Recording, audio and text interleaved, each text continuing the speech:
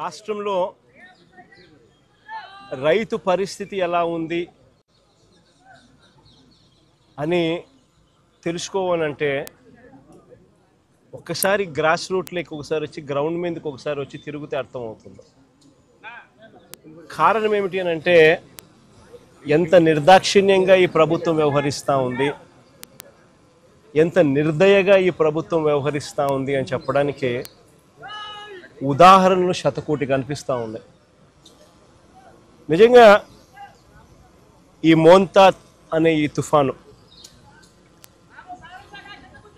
దాదాపుగా 25 జిల్లాలపై ఈ తుఫాను ప్రభావం పడింది. గోదావరి నుంచి గోదావరి పై నుంచి శ్రీకాకుళం దాకా దాని ఇంపాక్టు, ఇటువైపున చూస్తే కర్నూలు దాకా కూడా ఈ మోంతా తుఫాన్ ఇంపాక్ట్ కనిపించింది. దాదాపుగా ఈ 25 జిల్లాలలో రాష్ట్ర వ్యాప్తంగా దాదాపుగా 15 లక్షల ఎకరాలలో పంట నష్టం జరిగింది. నిజంగా ఎప్పుడు ఊహించని విధంగా ఈ తుఫాను వల్ల పంటలు నష్టపోయిన పరిస్థితులు చోటు చేసుకున్న పరిస్థితులు ఇవి. ఎందుకు ఈ పరిస్థితి వచ్చింది అని అంటే కారణం వరి అన్నది అత్యధికంగా ఈ 15 లక్షల ఎకరాలలో దాదాపుగా 11 లక్షల ఎకరాలు పంట నష్టం జరిగింది వరి పంటకి. ఈ వరి అన్నది కరెక్ట్గా గింజలు పాలు పోసుకునే పరిస్థితిలో ఉన్నప్పుడు జరిగిన దారుణమైన పరిస్థితి ఇది. తీవ్రమైన గాలులు, ఆ గాలులతో పాటు వచ్చిన వర్షాలు నిజంగా ఎంత దారుణమైన పరిస్థితి అన్నది చెప్పడానికి ఒకసారి చూస్తే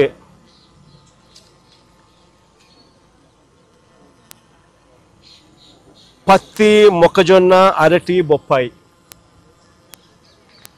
ఇవన్నీ కూడా లెక్కేసుకుంటే దాదాపుగా మరో 4 లక్షల ఎకరాలు అటు ఇటుగా. ఒక వరి దాదాపుగా 11 లక్షల ఎకరాలు. రాష్ట్ర వ్యాప్తంగా దాదాపుగా 15 లక్షల ఎకరాలు రైతులు నష్టపోయిన పరిస్థితుల మధ్య ఈరోజు రైతులు కనిపిస్తూ ఉన్నారు. నిజంగా చంద్రబాబు నాయుడు గారి పాలనలో పరిస్థితి ఎలా ఉంది అని చెప్పి చూస్తే ఈ 18 నెలలు చంద్రబాబు నాయుడు గారు పరిపాలన చేసిన ఈ 18 నెలల్లో దాదాపుగా 16 సార్లు అది సైక్లోన్స్ కానివ్వచ్చు, డిప్రెషన్ కానివ్వచ్చు, కరువు కానివ్వచ్చు, లేదా అల్పపీడనాలు, లేదా అకాల వర్షాలు ఇలా ఏ సందర్భం అయితేనేమి దాదాపుగా 16 సార్లు రైతులు ఇబ్బంది పడిన పరిస్థితులు ఈ 18 నెలల కాలంలో చంద్రబాబు నాయుడు హయాంలో జరిగాయి. ఈ 18 నెలలుగా దాదాపుగా 16 సార్లు రైతులు ఇబ్బంది పడ్డ పరిస్థితులు ఎదురైనాయి. నేను అక్కడే అడుగుతా ఉన్నా, ఈ 18 నెలలుగా కనీసం ఏ రైతుకైనా ఒక్కసారైనా ఇన్పుట్ సబ్సిడీ అన్నా ఇచ్చారా అని అడుగుతా. కనీసం ఏ రైతుకన్నా ఒక్కసారైనా కూడా కనీసం ఇన్సూరెన్స్ డబ్బన్నా కనీసం ఏ రైతైనా చూశాడా అని అడుగుతా ఉన్నా. కనీసం ఏ రైతుకైనా కూడా పెట్టుబడికి సహాయంగా 20,000 ఇస్తామన్నారు, అన్నదాత సుఖీభవ అని ఒక పేరు పెట్టారు. 2 ఏళ్ళకి కలిపి 40,000 ఇచ్చింది ఎంత అని చూస్తే అరకొరగా 5,000. అంటే పూర్తిగా రైతును వెన్ను విడిచారు. 40,000 ఇవ్వాల్సిన చోట 5,000 ఇచ్చారు పెట్టుబడి సహాయం కింద. 2 ఏళ్ళకి కలిపి 20,000. ఇన్పుట్ సబ్సిడీ రూపాయి రాల. ఇన్ని కలామిటీస్ జరిగిన, ఇన్ని ఇబ్బందులు పడినా చివరికి ఉచిత పంటల బీమా ద్వారా రైతులకు ఉచితంగా ఇన్సూరెన్స్ అనేది వైఎస్ఆర్సీపీ ప్రభుత్వ హయాంలో ఏ రైతు ఇబ్బంది పడుకోకుండా, ఏ రైతుకు ఏ కష్టం వచ్చినా కూడా వెంటనే ఆ రైతుకు ఉచిత పంటల బీమా ద్వారా ఇన్సూరెన్స్ సొమ్ము వచ్చేది. అలాంటిది దాదాపుగా చెప్తా ఉన్నారు కథలు. 3.5 ఎకరాలు ఉంటే దాదాపుగా 70,000 66,000 ఇన్సూరెన్స్ డబ్బులు గతంలో అందుకున్న పరిస్థితులు చెప్పుకుంటా ఉన్నారు, రైతులు గుర్తు చేసుకుంటా ఉన్నారు. అది కూడా ఈ పొద్దు రైతులకు రాకుండా పోయింది. చివరికి ఎరువులు కూడా బ్లాక్లో రైతులు కొనుక్కోవాల్సిన అధ్వానమైన పరిస్థితిలోకి ఈరోజు రైతు వెళ్ళిపోయారు. 263 రూపాయలకు దొరకాల్సిన ఎరువు యూరియా ఏకంగా 500 రూపాయలకు 600 రూపాయలు అన్నైతే 600 రూపాయలకు కూడా కొనుక్కున్నాడు. అవసరాన్ని బట్టి బ్లాక్లో విచ్చలవిడిగా అమ్ముతా ఉన్నారు. పంట అమ్ముదాము అని చెప్పి చూస్తే ఇన్ని నష్టాలకు ఊర్చి రైతు కష్టపడి పంట పండిస్తే పంట అమ్మాలని చూస్తే ఆ పంట గిట్టుబాటు ధరలు రాని పరిస్థితి. ఎంఎస్పి చూస్తే 1750, రైతు చేతికి వస్తుంది ఎంత అంటే కేవలం 1350 రూపాయలు. ప్రతి అడుగులోనూ కూడా రైతు నష్టపోతా ఉన్న పరిస్థితి ఈ చంద్రబాబు నాయుడు గారి ప్రభుత్వంలో మనం చూసాం. నేను అడుగుతా ఉన్నా, అదే ఒకసారి ఇంతకుముందు గతంలో వైఎస్ఆర్సీపీ ప్రభుత్వ హయాంలో ఈరోజు ప్రతి రైతు కూడా ఏ విషయాలు గుర్తు తెచ్చుకుంటా ఉన్నాడు. ఏ రోజు ఏ రైతు కూడా పంట నష్టం జరిగితే ఇబ్బంది పడే పరిస్థితి రావాల్సి వస్తుంది అని ఏ రోజు ఏ రైతు అధైర్యపడాల. గతంలో వైఎస్ఆర్సీపీ ప్రభుత్వ హయాంలో ప్రతి రైతుకు ఒక భరోసా ఉండేది. పంట గన నష్టం జరిగిందనంటే జగనన్న ఉన్నాడు, ఉచిత పంటల బీమా ఉంది, వెంటనే మాకు డబ్బులు వస్తాయి. పంట నష్టం జరిగినా కూడా అన్న తోడుగా ఉంటాడు, ఉచిత పంటల బీమా చేశాడు, మాకు ఆదుకుంటాడు అని చెప్పి ప్రతి రైతుకు ఒక భరోసా ఉండేది. అన్న ఉన్నాడు, సీజన్ ముగిసేలోగానే ఇన్పుట్ సబ్సిడీ మా చేతికి డబ్బిస్తాడు, మరుసటి సీజన్ పోయేసరికి మళ్ళీ చేతిలో డబ్బులు ఆడతాయి, మా చేతిలో డబ్బులు వస్తాయి, ఆ డబ్బుతో మళ్ళీ మరుసటి సీజన్కు మళ్ళీ పంటలు వేసుకునే పెట్టుబడికి పెట్టే పరిస్థితి మాకు ఉంటుంది.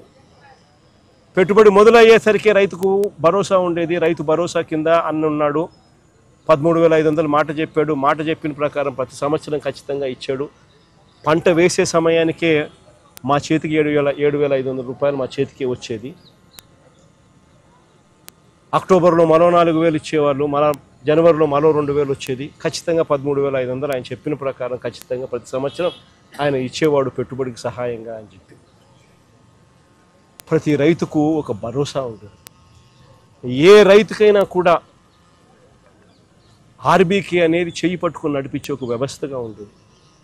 ప్రతి రైతు కూడా తాను వేసిన పంటను ఈ క్రాప్ జరిగేది ఆర్బీకే పరిధిలోనే. అక్కడే అగ్రికల్చర్ అసిస్టెంట్ అక్కడే ఉండి అగ్రికల్చర్ గ్రాడ్యుయేట్ చదివినవాడు సచివాలయాలతో అనుసంధానమై వాలంటీర్లు చేయి పట్టుకొని నడిపిస్తూ ప్రతి రైతును కూడా తన పొలంలో తాను వేసిన పొలంలో తన రైతన్నను నిలబెట్టి ఫోటోలు తీసి జియో ట్యాగ్ చేసి ఈ క్రాప్ వ్యవస్థను ఈ క్రాప్ బుకింగ్ నమోదయ్యేది. ఆ బుకింగ్ నమోదు కావడంతో ఏ రైతుకైనా కూడా ఏ పంటకు ఎప్పుడు ఏ ఇబ్బంది వచ్చినా కూడా వెంటనే ఆ ఈ క్రాప్ నమోదయ్యింది కాబట్టి రైతుకు వెంటనే ప్రభుత్వం తోడుగా నిలబడేది. ఆ ఆర్బీకే పరిధిలో ఏ రైతుకన్నా కూడా గిట్టుబాటు ధర రాని పరిస్థితి ఉన్నప్పుడు ఆ ఆర్బీకేలోనే పంటలు ఈ రేట్లకు కొనుగోలు చేస్తాము, ఈ రేటు కన్నా తక్కువ పడిపోతే ప్రభుత్వం ఇంటర్వ్యూన్ అవుతుంది, వెంటనే రైతుకు తోడుగా నిలబడుతుంది అని ఒక భరోసా ఇస్తూ ఒక మార్కెట్ ఒక మినిమం రేట్లు, గిట్టుబాటు రేట్లు, ఎంఎస్పీ మినిమం రేట్లు, ఆర్బీకే రేట్లు పెట్టుండేవారు గత వైఎస్ఆర్సీపీ ప్రభుత్వంలో. ఎక్కడ పంట రేటు తగ్గిపోయినా కూడా వెంటనే ఆ ఆర్బీకే పరిధిలో వెంటనే అక్కడి నుంచి అలర్ట్, అగ్రికల్చరల్ గ్రాడ్యుయేట్ అక్కడ వెంటనే అలర్ట్ ఇచ్చేవాడు. వెంటనే జాయింట్ కలెక్టర్ ఎవరైతే జాయింట్ మేనేజింగ్ డైరెక్టర్గా కూడా తనను మార్క్ఫెడ్కు జాయింట్ మేనేజింగ్ డైరెక్టర్గా కూడా తనకు హోదా ఇచ్చి ఇటువంటి పరిస్థితుల్లో ఇంటర్వ్యూన్ అయ్యే బాధ్యత ఏదైతే పెట్టామో వెంటనే జేసీ ఇంటర్వ్యూన్ అయ్యేవాడు. ఆ ఆర్బీకే పరిధిలో పంటలు కొనుగోలు చేసి మార్కెట్లో కాంపిటీషన్ క్రియేట్ చేసి రైతుకు తోడుగా నిలబడేవాడు. సీఎం యాప్ అని continuous monitoring of agricultural price and produce అని ఒక యాప్ ఆర్బీకే అసిస్టెంట్ చేతిలోనూ ఆర్బీకేలో ప్రతి రైతుకు బాసటగా ఉండేది. ఏ పంట రేటు తగ్గినా కూడా వెంటనే ప్రభుత్వం ఇంటర్వ్యూన్ అయ్యి తోడుగా రైతుకు ఉండేది. ఇవన్నీ గతంలో దాదాపుగా 7,800 కోట్ల రూపాయలు ఖర్చు చేసిన వైఎస్ఆర్సీపీ ప్రభుత్వ హయాంలో 7,800 కోట్ల రూపాయలు ఖర్చు చేసి రైతులకు ఏ పంటకైనా కూడా గిట్టుబాటు ధర రాని పరిస్థితి ఉంటే వెంటనే పంటలు కొనుగోలు చేసే దానికోసం ఆ 5 సంవత్సరాలలో వైఎస్ఆర్సీపీ ప్రభుత్వం 3,000 కోట్ల రూపాయలతో ధరల స్థిరీకరణ నిధి కేటాయించి ఏకంగా 5 సంవత్సరాలలో 7,800 కోట్లు ఖర్చు చేసి రైతుకు ప్రతి పంటకు భరోసాగా కొనుగోలు చేసే కార్యక్రమం జరిగింది. రైతుల దగ్గర నుంచి అప్పట్లో ఉచిత పంటల బీమా ద్వారా రైతులకు అందరికీ ఈ క్రాప్ చేయడం, వెంటనే రైతులందరికీ ఉచిత పంటల బీమా కింద తీసుకొని రావడం, దాదాపుగా 85 లక్షల మంది రైతులను ప్రభుత్వమే ప్రీమియం చెల్లించి రైతులకు ఉచితంగా పంటల బీమా ఇచ్చినందువలన ఆ రైతులకు ఏకంగా 7,800 కోట్ల రూపాయలు ఇన్సూరెన్స్ సొమ్ము కింద ఆ రైతులకు 5 సంవత్సరాలలో ఉచితంగా రైతులు రూపాయి కూడా ఖర్చు పెట్టుకోకుండా ఉచిత పంటల బీమా ద్వారా రైతులకు మేలు జరిగిచ్చేలా డబ్బులు పడ్డాయి. ఈరోజు చంద్రబాబు నాయుడు గారి ప్రభుత్వంలో ఎంతమంది తెలుసా రైతులు నమోదు చేసుకున్నారు ఇన్సూరెన్సు? కేవలం 19 లక్షల మంది రైతులు మాత్రమే. అది కూడా ఎవరైతే బ్యాంకు లోన్లు తీసుకున్నారో ఆ బ్యాంకు లోన్లు తీసుకున్నారు కాబట్టి ఆ బ్యాంకులు ఇన్సూరెన్స్ డబ్బులు ఖచ్చితంగా కట్ చేసుకొని ఇస్తారు కాబట్టి వాళ్ళకు మాత్రమే ఇన్సూరెన్సు వర్తింపయింది, కట్టింగ్ అయ్యింది. కేవలం 19 లక్షల మంది మాత్రమే. నేను అడుగుతా ఉన్నా, ఈరోజు ఇంతమంది విపత్కర పరిస్థితి వచ్చింది. ఈరోజు ఇటువంటి విపత్కర పరిస్థితిలో మిగిలిన రైతుల పరిస్థితి ఏమిటి అని అడుగుతా ఉన్నా. ఎవరైతే బ్యాంకుల దగ్గరికి వెళ్ళలేని పరిస్థితిలో ఉన్నారో, ఎవరైతే బ్యాంకులు ఇన్సూరెన్స్ డబ్బులు కట్ చేయకుండా ఇన్సూరెన్స్ డబ్బులు ఎవరికైతే కట్ చేసి వాళ్ళకి మాత్రమే ఎవరికైతే బ్యాంకులు కట్టాయో మిగిలిన వాళ్ళ పరిస్థితి ఏమిటి? రాష్ట్రంలో మిగిలిన రైతుల పరిస్థితి ఏమిటి? ఉచిత పంటల బీమా తీసేయడం అన్నది అన్నిటికన్నా దారుణం కాదా అని అడుగుతా ఉన్నాం. ఈరోజు ఈ పంటకు వచ్చినాం, ఈ పొలానికి వచ్చినాం. ఈ పొలంలో ఉన్న రైతన్నను ఆశ్చర్యం కలిగించే విషయాలు చెప్తా ఉన్నాడు. ఈ రైతన్నను అడిగే, అన్న మీ పంటలేకి మీ పొలంలోకి ఎవరైనా ఎన్యూమరేషన్ చేయడానికి ఎవరైనా వచ్చారా అని. ఈ రైతులే కాదు, ఎక్కడ రాష్ట్రంలో ఉన్న ఏ రైతుని అడిగినా కూడా అన్న ఎవరి పొలంలోకి కూడా ఏ రైతు దగ్గరికి కూడా పొలంలోకి ఎవరు కూడా ఎన్యూమరేషన్కు రాలేదన్న అన్న మాట వినిపిస్తుంది. ఆశ్చర్యం ఏమిటో తెలుసా? ఇది కృష్ణా కలెక్టర్ ఇచ్చిన ప్రొసీడింగ్స్ 30వ తారీఖు డేటు, అక్టోబర్ 30వ తారీఖు డేటు కృష్ణా కలెక్టర్ ఇచ్చిన ప్రొసీడింగ్స్. ఈ ప్రొసీడింగ్స్లో కృష్ణా కలెక్టర్ ఏమంటాడు తెలుసా? 30వ తారీఖు తను ఈ ప్రొసీడింగ్స్ ఇస్తూ తను ఏమంటాడు, enumeration of crop damage and social audit, enumeration అయిపోవాలా, సోషల్ ఆడిట్ అయిపోవాలా, to be completed by 31st, అంటే ఒకరోజు. 30వ తేదీ ప్రొసీడింగ్స్ ఇస్తాడు, 31వ తారీఖు కల్లా సోషల్ ఆడిట్ అయిపోవాలా, ఎన్యూమరేషన్ అయిపోవాలంటాడు ఒక రోజులో. Enumeration of crop damage and social audit should be completed by 31/10/2025 and any grievances shall be రెడ్రెస్డ్ immediately. ఒక రోజు టైము. ఆశ్చర్యం కలిగించే విషయం ఏం తెలుసా? ఇక్కడ ఇంకొక పారాగ్రాఫ్ రాస్తారు. ఇంకొక పారాగ్రాఫ్ ఏమని రాస్తారు తెలుసా? District agricultural officer Machilipatnam or before 31/10/2025 without fail చేయాలా. The concern mandal agriculture officer sending list after the above deadline will invite action. అంటే ఆ తర్వాత ఎవరైనా అప్లికేషన్ పెట్టేదానికి కూడా లే, 31వ తారీఖు అయిపోవాలా, 31వ తారీఖు తర్వాత అప్లికేషన్ కూడా పెట్టేదానికి కూడా లే. The finalized list from the districts should be submitted to the director of agriculture AP Guntur on 1/11/2025. అంటే ఎంత నిర్దాక్షిణ్యంగా వీళ్ళు ఎవడు కూడా వీళ్ళ టైం ఇచ్చింది ఒక రోజు. అంటే దాని అర్థం ఏంది?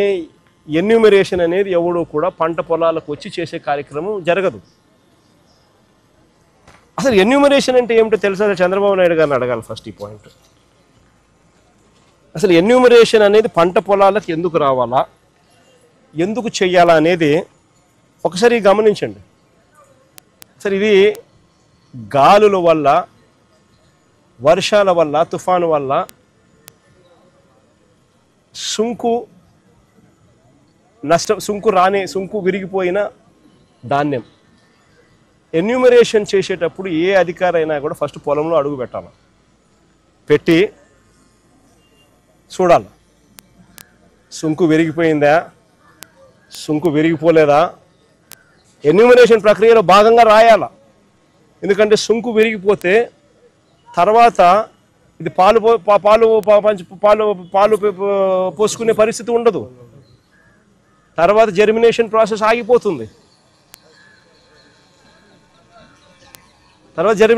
ఆగిపోతుంది. పాలు పోసుకునే పరిస్థితి ఉండదు సుంకు విరిగిపోతే. సో సుంకు విరిగిపోయిందా లేదా అని చూడాలి, పొలంలోకి వచ్చి దిగి చూడాలి ఎన్యూమరేషన్ చేసేవాడు. ఇది చూడకుండా, ఇది చెయ్యకుండా ఎన్యూమరేషన్ అయిపోయిందని అంటారు. ఇలాంటి వాళ్ళు ఎవరైనా అన్నలాంటి వాళ్ళు ఇలాంటి వాళ్ళు ఎవరైనా కూడా ఎన్యూమరేషన్ మాది జరగలేదు, మా దగ్గరికి ఎవడు రాలేదు అని అంటే వెటకారం చేసి మాట్లాడుతున్నారు వాళ్ళను. ఎన్యూమరేషన్ మాత్రం జరగదు. ఇంత దారుణంగా పంట జరుగుతుంది. పైగా ఇంకోటి ఏమంటున్నారో తెలుసా? ప్రతి రైతుకు ఈ మాదిరిగా అగ్రికల్చర్ ఆఫీసర్లు డైరెక్ట్గా ఈ మాదిరిగా మెసేజ్లు పంపించడము, ఈ మాదిరిగా ఆర్బీకేల దగ్గర నుంచి అగ్రికల్చర్ ఆఫీసర్లతో రైతులకు చెప్పిస్తూ ఉన్నారు. ఏమని? మీరు గన ఈ పత్రాలు సమర్పించిన వారి పొలాలకు మాత్రమే పంట నష్టం జాబితా తయారు చేయబడును. ఆఖరి తేదీ అక్టోబర్ 31వ తేదీ కావున శుక్రవారం మధ్యాహ్నం 3 గంటల లోపు తీసుకొచ్చి ఈ డాక్యుమెంట్లు మాత్రమే స్వీకరించబడతాయి. తర్వాత ఇచ్చిన డాక్యుమెంట్లను తీసుకోబడవు అని ఒకవైపున మెసేజు. రెండో వైపున దయచేసి రైతులందరూ గమనించగలరు, ఇప్పుడు పంట నష్టం చేయించిన రైతులకి తర్వాత ధాన్యం రైతు సేవా కేంద్రం కొనుగోలు చేయబడదు అని. అంటే ఈ ఇన్పుట్ సబ్సిడీ కానీ, ఈ నష్టం జరిగిందని కానీ ఎవడైనా కూడా రైతు అడిగితే వాళ్ళ ధాన్యం కొనుగోలు చేయరట తర్వాత. అంటే ఏం చెప్తా ఉన్నారు? ఎక్కడైనా కూడా ఏదైనా తుఫాను వచ్చినప్పుడు మనుషులకు మానవత్వం ఉండాలి. మానవత్వం అనేది ప్రభుత్వం ప్రదర్శించి తుఫాను వచ్చినప్పుడు, ఇంకోటి వచ్చినప్పుడు వాళ్ళకి ఇన్పుట్ సబ్సిడీ వచ్చేట్టుగా చేయాలి, వాళ్ళకి ఇన్సూరెన్స్ వచ్చేట్టుగా చేయాలి. ఈ రెండు రావడమే, రెండు ఇవ్వడమే కాకుండా, వచ్చేట్టుగా చేయడము ఇవ్వడమే కాకుండా వారి పంటలు కూడా కొనుగోలు చేసే కార్యక్రమం జరగాల. అలాంటిది అది ఇస్తే ఇదేమో, ఇది ఇస్తే అదేమో అని చెప్పి, అది మీరు కానీ అప్లికేషన్ పెడితే పంటలు మేము కొనుగోలు చేయము అని చెప్పి రైతులను బ్లాక్మెయిల్ చేస్తూ ఉన్నారు, రైతులను థ్రెటన్ చేస్తూ ఉన్నారు అని అంటే, రైతులను బెదిరిస్తూ ఉన్నారు అని అంటే నిజంగా ఎంత నిర్దాక్షిణ్యమైన ప్రభుత్వము, ఎంత నిర్దయ ప్రభుత్వం ఇది అని చెప్పడానికి ఇంతకన్నా వేరే నిదర్శనం కావాలని అడుగుతా ఉన్నా. ఆశ్చర్యం కలిగించే విషయాలు. ఈ ప్రభుత్వం అయితే అసలు ఈ క్రాప్ అనే ప్రక్రియ కూడా పూర్తిగా ఎగనామం పెట్టేసింది. ఈ క్రాప్ అనేది ఎగనామం పెట్టింది. అసలు ఈ క్రాప్ అనేది ఎందుకు చేయాలి, ఈ క్రాప్ అనేది ఎందుకు ఇంత అవసరము అనేది ఇలాంటి విపత్కర పరిస్థితుల్లో ప్రతి రైతుకు అదొక శ్రీరామ రక్షగా నిలబడుతుంది. అలాంటిది ఈ క్రాప్ అనేది తెరమరుగైపోయింది. పంట పొలంలో రైతన్నను నిలబెట్టించి, పంట పొలంలో ఆ రైతన్నను జియో ట్యాగింగ్ చేసి, ఆయన ఫోటోగ్రాఫ్ తీసి దాన్ని ఈ క్రాప్ అనే పరిస్థితి గతంలో ఉంటే, ఈరోజు ఈ క్రాప్ నిర్వచనం మార్చినారు. ఈరోజు ఈ క్రాప్ అంటే ఏం తెలుసా? చేశామంటే చేశాం. తెలుగుదేశం వాళ్ళకైతే ఏకంగా ఉన్న భూమి కన్నా వాళ్ళు వేసిన పంట ఎక్కువ వేసినారు. ఇది బాపట్లలో ఒక చిన్న ఎగ్జాంపుల్. పర్చూరులో 112%, జే పంగళూరులో 114%, బల్లికరువులో 115%. బాపట్ల జిల్లాలో చిన్న ఎగ్జాంపుల్ చెప్తా ఉన్నా. వేటపాలెంలో 117%, చీరాలలో 122%, చిన్న గంజాంలో 128%. అంటే ఉన్న భూమి కన్నా agricultural crops sown in the భూమి 120 భూమి ఉండేది 100% అయితే నువ్వు 128% చూపిస్తూ ఉండవు. అంటే ఏ స్థాయిలో నువ్వు ఈ క్రాప్ అనేది నీరు గార్చావు అని చెప్పడానికి ఇదొక నిదర్శనం. ఈ ప్రభుత్వం పూర్తిగా రైతులను పూర్తిగా గాలికి వదిలేసిన పరిస్థితులు, ఇంత విపత్కర పరిస్థితులు కనపడతా ఉన్నాయి. ఇంత విపత్కర పరిస్థితులు కనపడతా ఉంటే, విపత్కర పరిస్థితులు జరిగిన రోజు ముఖ్యమంత్రి అనే వ్యక్తి ఏం చేస్తాడు? ఓ రోజు అట్టా చాపర్లో తిరుగుతాడు, ఓ చోట ఆగుతాడు, తర్వాత మొత్తం చాపర్లో తిరుగుతాడు, మరుసటి రోజు లండన్ పోతాడు. ఆయన కొడుకు ఇంకొక ఆయన ఆస్ట్రేలియా నుంచి వస్తాడు, వచ్చి మరుసటి రోజు ముంబైలో క్రికెట్ చూడడానికి పోతాడు. ఈడేమో మన రైతుల పరిస్థితి ఏమో ఏడవలేక, కడుపులో బాధ ఉండి దాన్ని తట్టుకోలేక, నవ్వు రాక, ఇది పరిస్థితి వాళ్ళది. ఈ వారం రోజులు టైం ఇచ్చి వీళ్ళు ఏం చేస్తారు? మామూలుగా ఇంతకుముందు వైఎస్ఆర్సీపీ హయాంలో మా ప్రభుత్వ హయాంలో నేను ఒక మాట చెప్పేవాడిని అధికారులకు అందరికీ కూడా. ఏదైనా తుఫాన్ రాకమునుపు ఒక మాట చెప్పేవాడిని, తుఫాన్ రాకమునుపు అందరికీ స్పెషల్ ఆఫీసర్లను ఆ జిల్లాలకు వేసేవాళ్ళం, వేసి వాలంటీర్లు పనిచేసేవాళ్ళు, సచివాలయం సిబ్బంది పనిచేసేవాళ్ళు. మా ప్రభుత్వ హయాంలో ఏకంగా కలెక్టర్ల పరిధి డిస్ట్రిక్ట్ సైజ్ తగ్గించినాం. దానివల్ల ఎక్కువ కలెక్టర్లు, తక్కువ కాన్స్టిట్యున్సీకి ఎక్కువ కలెక్టర్లు వచ్చినారు, ఎక్కువ జేసీలు వచ్చినారు, దానివల్ల ఎక్కువ ఎస్పీలు వచ్చినారు. దానివల్ల మా ప్రభుత్వ హయాంలో సచివాలయాలు వచ్చినాయి. మా ప్రభుత్వ హయాంలో వాలంటీర్ల వ్యవస్థ ఉండేది, స్పెషల్ ఆఫీసర్లను వేసేవాళ్ళం. ప్రాణ నష్టం జరగకోకుండా ఖచ్చితమైన చర్యలు తీసుకోవాలని చెప్పి గట్టిగా చెప్పేవాళ్ళం. కలెక్టర్ల చేతుల్లో డబ్బులు పెట్టేవాళ్ళం, అన్ని రకాలుగా కలెక్టర్ల దగ్గర నుండి చూసుకోమని చెప్పేవాళ్ళం. ఎన్యూమరేషన్ తుఫాన్ అయిపోయిన వెంటనే ఎన్యూమరేషన్ వెంటనే జరిగేది. వారం రోజులు టైం ఇస్తున్నా, 10 రోజులు నేను టైం ఇస్తున్నా, తర్వాత నేనే వస్తా ముఖ్యమంత్రిగా. వచ్చి ఎక్కడికి వస్తున్నానో నేను చెప్పను, ఏదో ప్రాంతంలో తిరుగుతా. నేను తిరిగినప్పుడు కలెక్టర్ పనితీరు ఎలా ఉంది,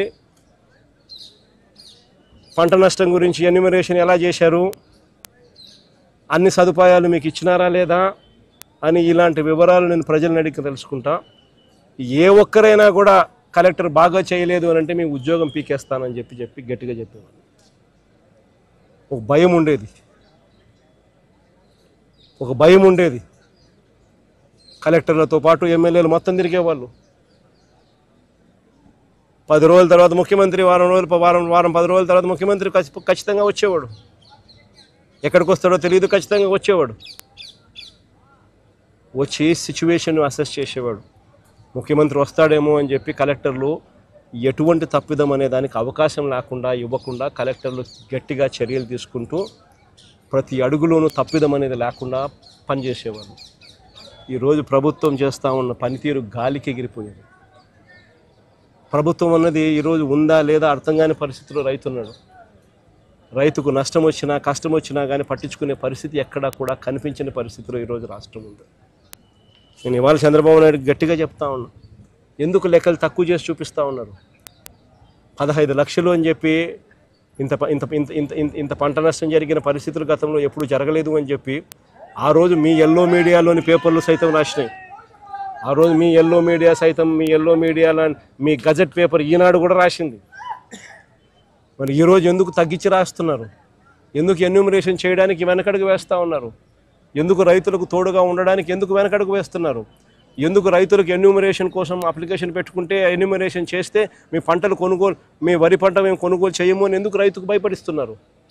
ఎందుకు లెక్కలు తక్కువ చేసి చూపిస్తూ ఉన్నారు?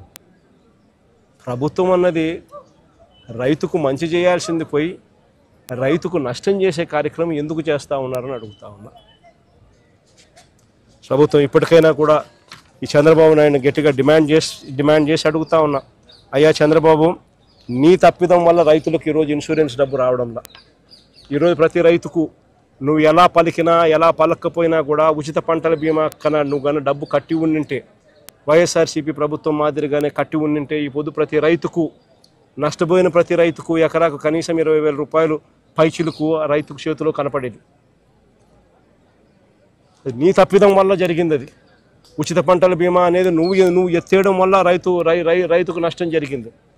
కాబట్టి ఖచ్చితంగా ఆ ఇన్సూరెన్స్ డబ్బు రైతుకు ఖచ్చితంగా వచ్చేట్టుగా చెయ్యాలి అని చెప్పి రైతుల తరఫున డిమాండ్ చేస్తూ ఉన్నాం, గట్టిగా అడుగుతూ ఉన్నాం. ఎందుకంటే తప్పిదం నీది కాబట్టి. రేపు రబీ పంటకు ఇప్పటి నుంచి కనీసం రైతులకు ఉచిత పంటల బీమా కనీసం ఇప్పటి నుంచైనా కానీ ఖచ్చితంగా చెయ్యాలి.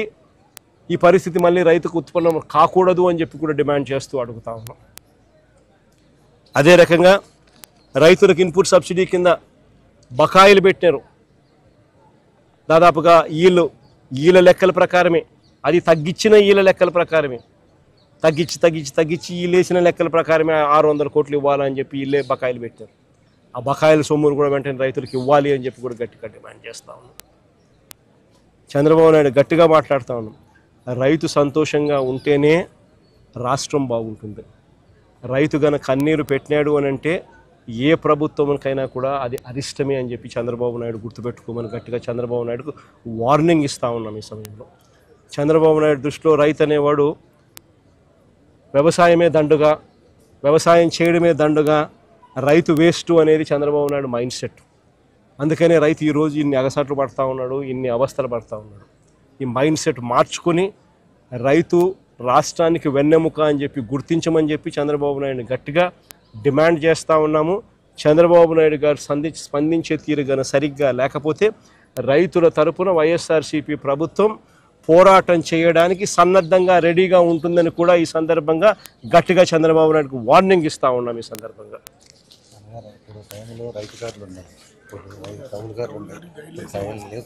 ఒక్కరికి కూడా కౌలు కార్డు కూడా ఇచ్చిన పాపాన పోలే చంద్రబాబు నాయుడు.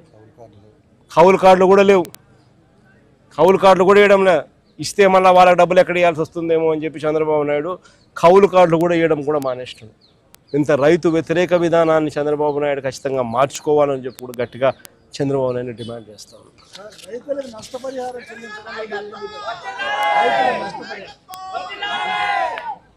రైతులకు నష్టపరిహారం చెల్లించడంలో అదే ఇప్పుడు అదే కదన్న అడిగింది, అయ్యే కదా అడిగింది. రైతుల తరపున అన్ని రకాలుగా కూడా పోరాటాలు చేద్దాం, అన్ని రకాలుగా సాధించుకునే కార్యక్రమం గట్టిగా చేద్దాం.